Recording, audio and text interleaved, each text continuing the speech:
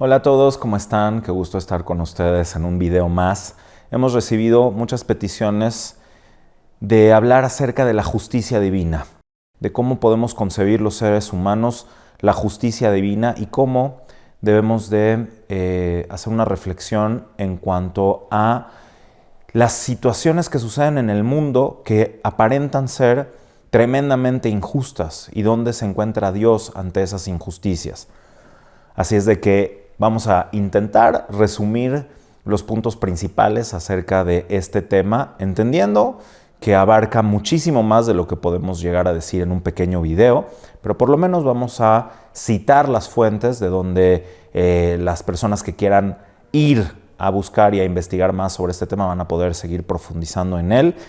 Y por lo tanto, vamos a hacer este video sabiendo que no vamos a poder explicar todo, pero por lo menos vamos a comenzar a entender las bases del tema. La justicia divina en este mundo. Comenzamos.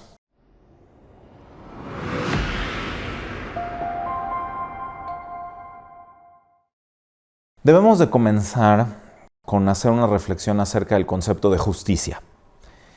Para nosotros poder establecer una base de qué sería justo o qué sería injusto, nos basamos en una serie de experiencias y de emociones que son completamente subjetivas, que no están arraigadas necesariamente en un trabajo filosófico de poder establecer qué sería justo o qué sería injusto.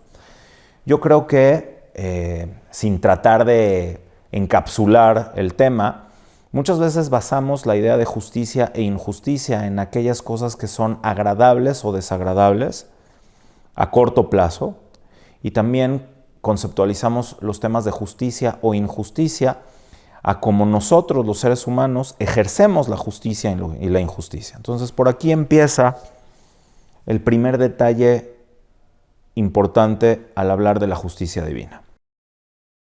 Rabbi Eliyahu de Vidas, que es uno de los alumnos de el Arizal, el gran sabio cabalista de Tzfat, habla un poco acerca de este tema y menciona la idea de las kelipot. De nuevo, siempre que hablamos de un tema cabalístico, no estamos hablando en este canal de mística cabalística, no estamos hablando de cosas fuera de la razón, estamos hablando de la parte racional que la Kabbalah nos aporta para poder entender muchos temas profundos, en este caso el tema de la justicia. Y el tema de las kelipot. Kelipot literalmente en español se traduciría como cáscaras. Es decir, hay situaciones en este mundo que son capas que cubren la luz de las cosas como son y le dan una imagen de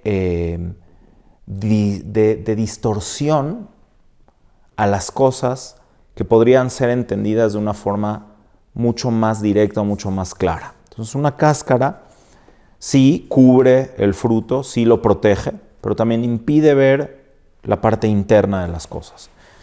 Entonces, estas cáscaras o estas klipot se asocian con las fuerzas negativas del universo.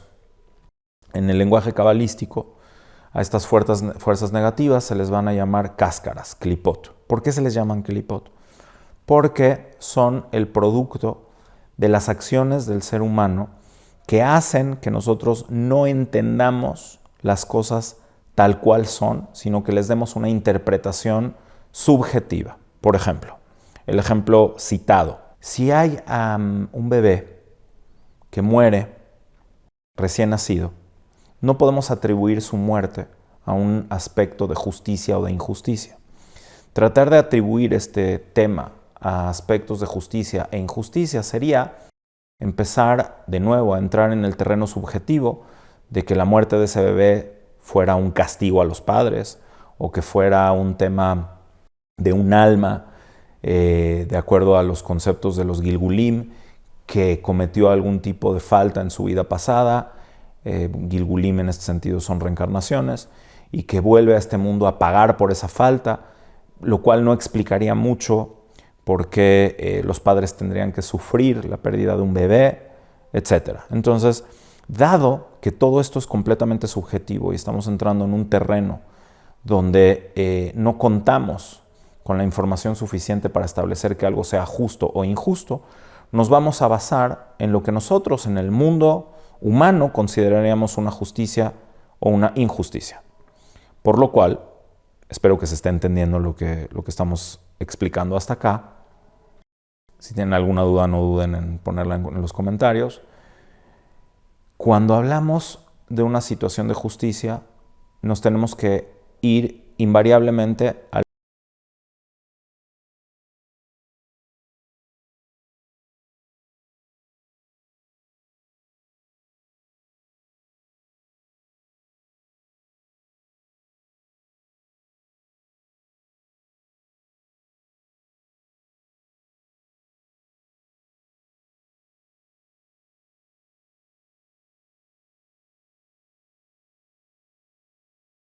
por lo tanto, no era un delito a perseguir en ese momento. Por poner un ejemplo, ¿no? Entonces, ¿qué es justo?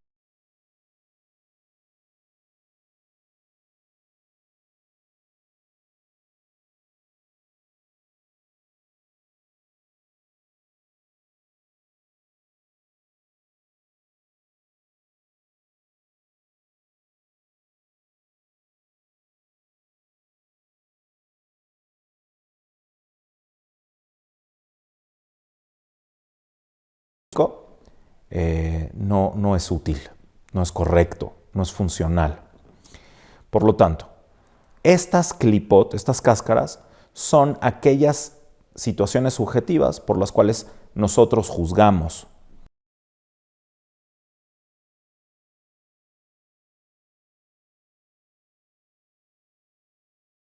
A otra persona o una situación o incluso a Dios en base a las faltas que uno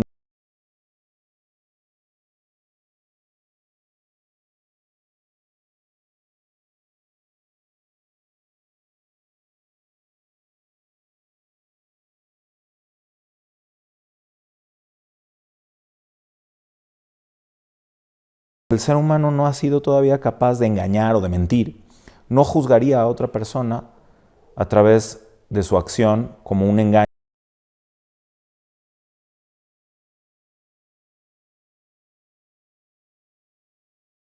completamente nuevo al cual no se ha todavía expuesto y no lo entendería, pero no lo juzgaría para mal.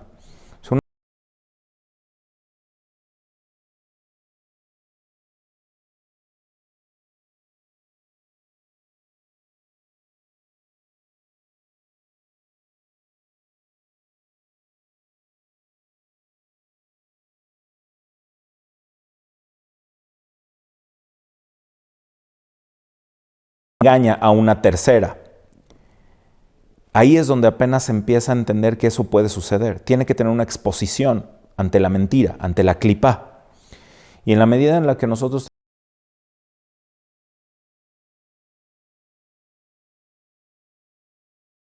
justicia, nosotros tenemos una base moral o ideológica para poder extrapolar esa situación y tratar de aplicarla al ser creador del universo. Lo cual evidentemente también es una falla, no nada más es una falla técnica, es una falla filosófica, es tratar de poner dos contextos completamente separados y compararlos, lo cual es inútil. O sea, no nada más está mal, sino es inútil. Pero es de aquí que emana el juicio a Dios, de la justicia o de la injusticia, de si Dios actúa con justicia o injusticia en cierto contexto. Nosotros lo comparamos y lo hacemos paralelo a contextos de las cosas que nosotros hemos vivido, a las cuales hemos estado expuestos o en los cuales nosotros mismos hemos sido injustos o incorrectos.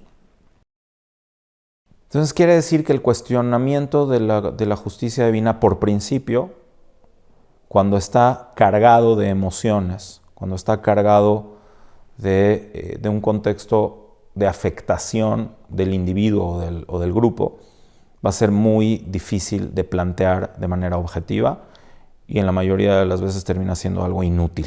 Entonces ese es el punto número uno. No se puede hablar de un tema filosófico cuando estás emocionalmente afectado. Y la gente normalmente cuestiona la justicia de Dios ante una situación u otra, dependiendo de la afectación moral o emocional que sentimos. Es normal. No estamos diciendo que dejemos de ser humanos. Pero si queremos llegar a un punto más profundo, debemos de entender esta base. No podemos juzgar a Dios en base al mundo de clipot, del mundo de cáscaras en el cual vivimos.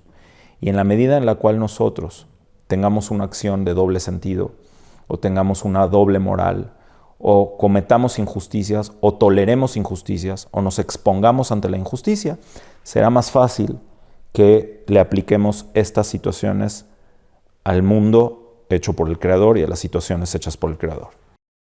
Lo que sí podemos analizar a una fórmula un poco más profunda es el concepto del bien y el mal, del cual ya hemos hablado en otras situaciones.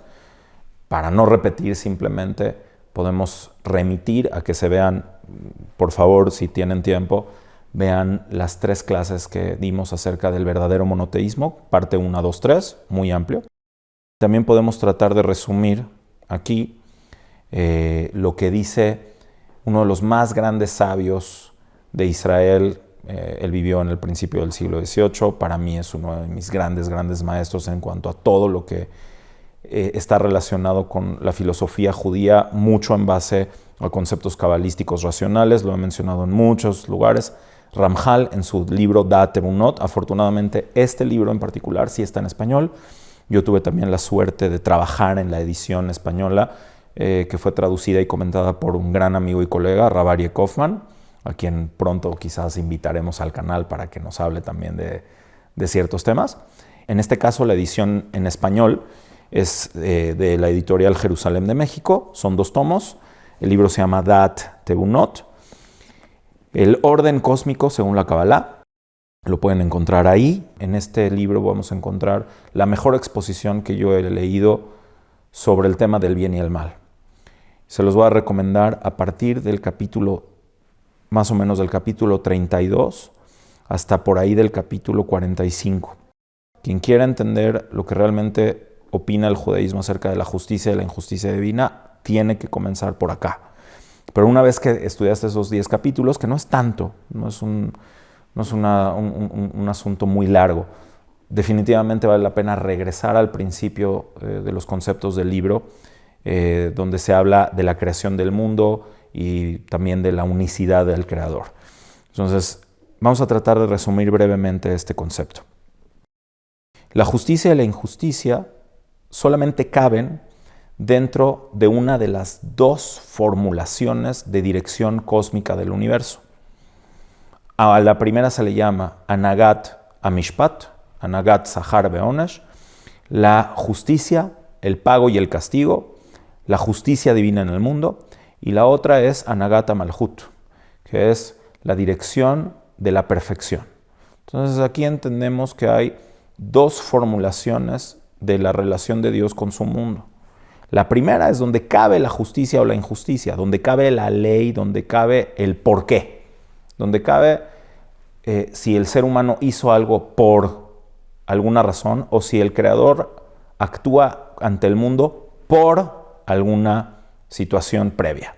Y a pesar de que en la mayoría del tiempo estos 2 conceptos se mantienen en paralelo, hay que entender que no podemos limitar a Dios a la justicia, porque de nuevo limitarlo a la justicia es limitarlo a nuestro entendimiento y limitarlo a un orden reactivo, no a un orden proactivo.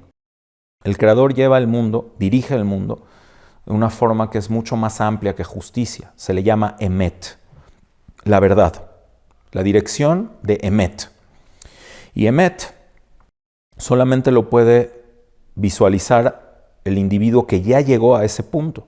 En tu propia vida analiza situaciones difíciles que te tocó vivir, situaciones duras que en su momento pudiste haber considerado como injustas, como dolorosas, situaciones que pudiste superar y que después del tiempo agradeces y te das cuenta que por ahí no iba, que tu vida no podía haberse desviado en algo que te hubiera causado un gran mal, pero en tu momento no lo podías entender. En tu momento, en el momento de la pérdida, en el momento del duelo, en el momento del dolor, en el momento de la quiebra de un negocio, en el momento de la ruptura de una pareja, quizás un matrimonio, un noviazgo, el sufrimiento es tanto que uno voltea y dice, Dios, esto no es justo que me esté pasando esto. Y sí, aquí me voy a aventurar a decir algo muy fuerte, que cuando se saca de contexto y cuando se malinterpreta puede causar mucho daño. Me voy a aventurar a decirlo y espero que no se saque de contexto. Pero el tema es decir que Dios es justo, es limitarlo.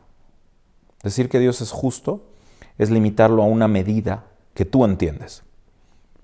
Es limitarlo a una medida que tú estableces. Es limitarlo a una medida que tú prejuzgas como justa. Pero no te encuentras en la posición de poder establecer eso. Entonces dice así el pasuk en el libro de Devarim, el versículo en el libro de Devarim, Atzur tamim paolo, el Creador, su acción es plena, tamim, es perfecta, plena.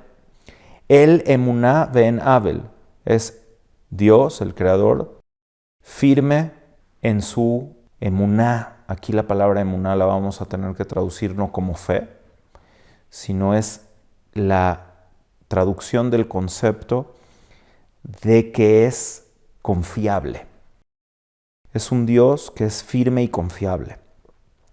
Y no hay nada malo en su acción. En Abel es tzadik, es justo, y es yashar, es recto.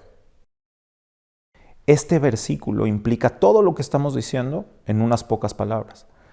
Es perceptible como tzadik cuando tú puedes entender a priori que no está haciendo un mal, que no te va a hacer ningún mal, que el mal existe como algo temporal, como una imperfección temporal que está en proceso de rectificarse.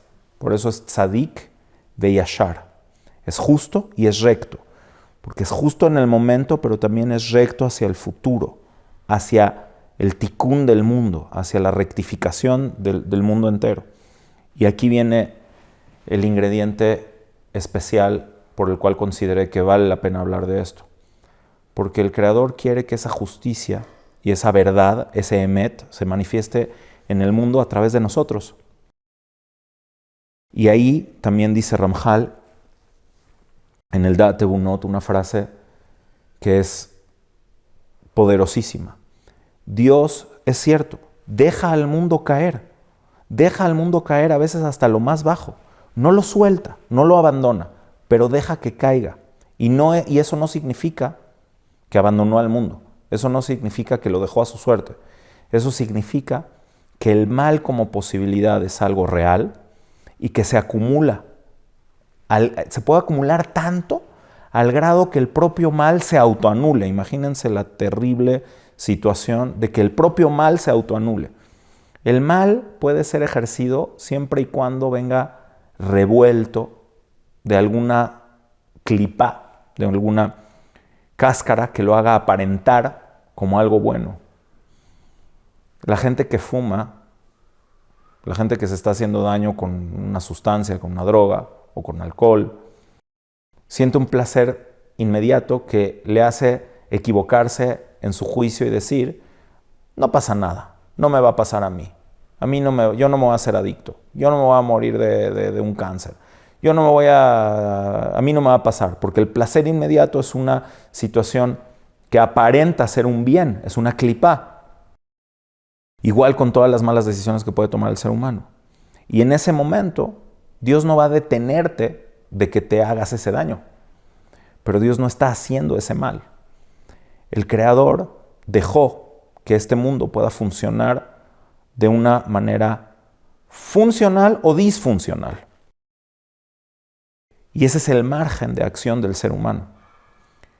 Entonces, por eso lo he dicho en muchas otras ocasiones, cuando uno se cuestiona si Dios es justo o no es justo, más bien uno debería verse al espejo y decir si uno permitió que las cosas negativas sucedan, si fuiste cómplice, si fuiste un espectador o si actuaste. La justicia de Dios se va a manifestar en la justicia de las personas, la justicia del ser humano. Y muchas veces también el Creador va a intervenir en su mundo de una o de otra manera para permitir que las cosas sucedan o para impedir que las cosas sucedan. A veces el mal se tiene que acumular tanto que se autoanule.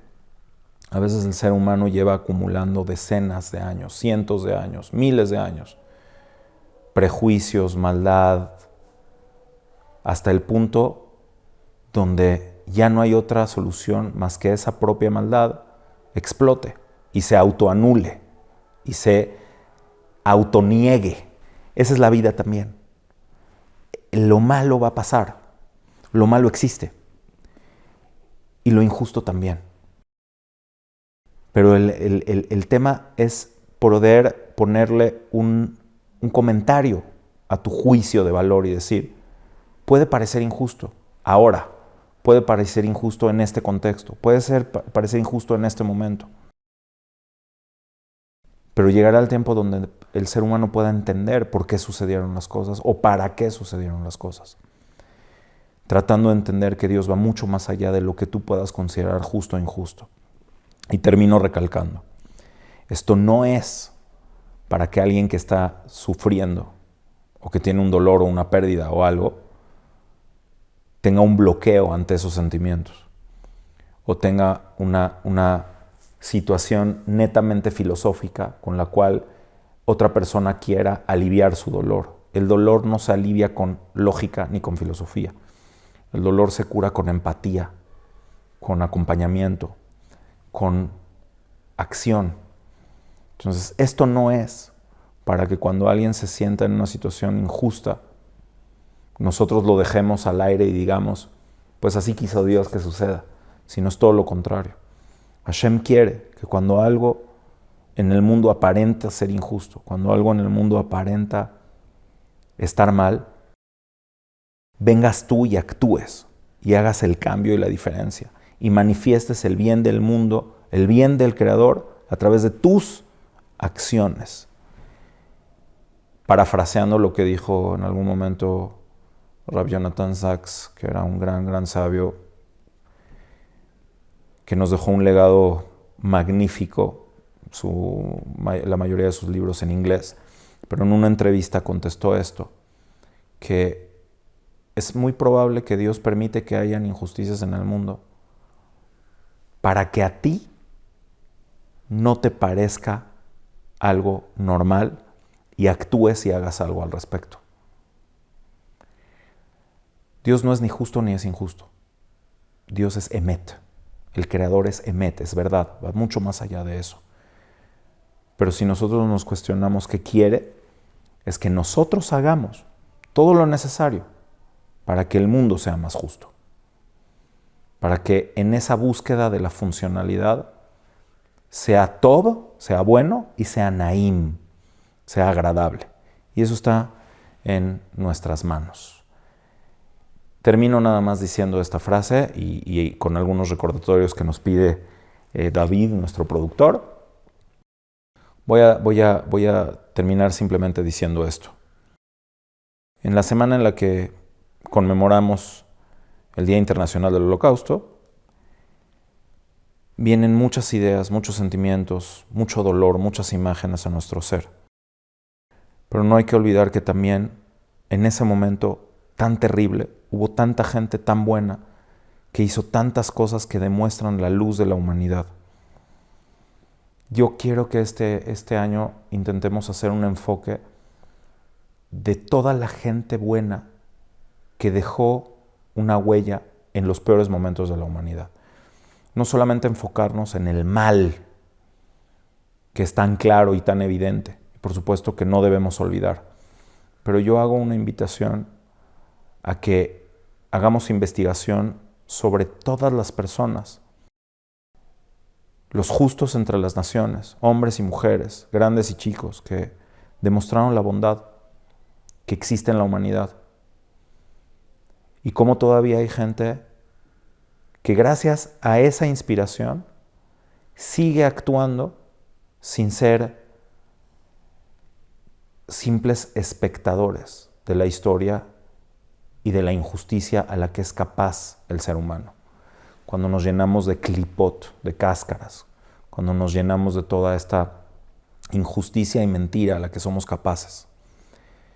Yo quiero invitar a que veamos en ese momento de tanta oscuridad cómo ha habido personas con tanta luz, dentro y fuera del pueblo de Israel, dentro y fuera del pueblo judío.